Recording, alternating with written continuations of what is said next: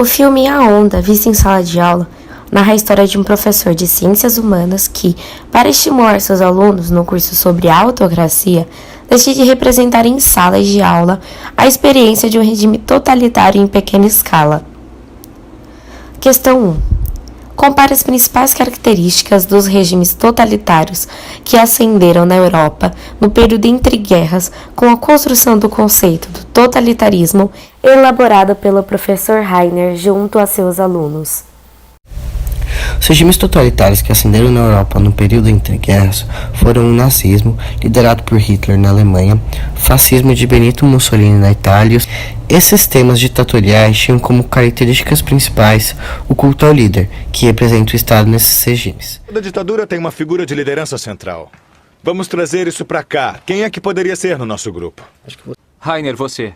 Há também um regime de partido único, em que não deve haver divergência de pensamentos como ocorre em uma democracia, retratado no momento em que o projeto tomou proporções maiores e os participantes passaram a rejeitar pessoas que pensavam de maneira diferente. Era comum também entre eles a existência de propagandas ideológicas como o uso de uniformes, saudações e símbolos. No filme, percebe-se isso pelo uso da camisa branca, a saudação e o símbolo em forma de onda que passam a ser exigidos caso você fosse parte do grupo A Onda. Além disso, crença na superioridade da nação. No filme, os integrantes do grupo acreditavam ser superiores aos que não participavam, uma vez que esses regimes têm como característica em comum o eugenismo, crença exacerbada na existência de uma raça pura e única. Questão 2.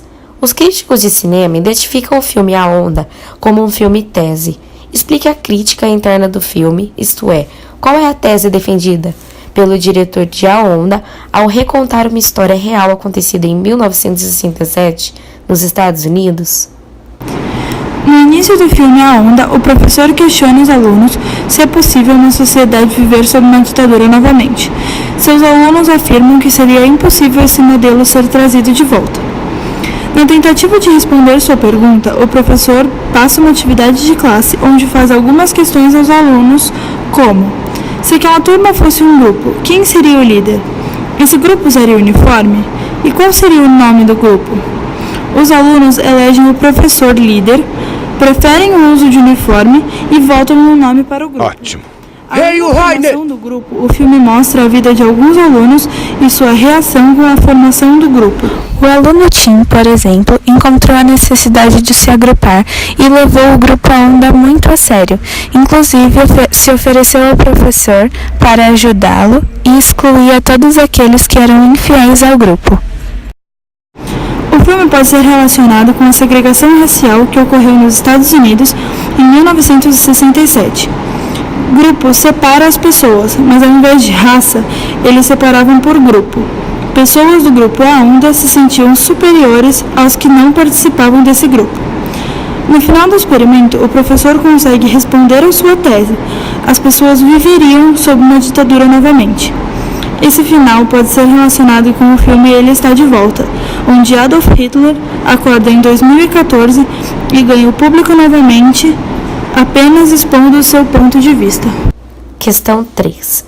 Apesar das experiências traumáticas que os regimes autoritários do século XX relegaram aos contemporâneos e às gerações seguintes, persistem ainda na sociedade europeia e não europeia um pensamento que defende a legitimidade e a necessidade dos regimes de exceção.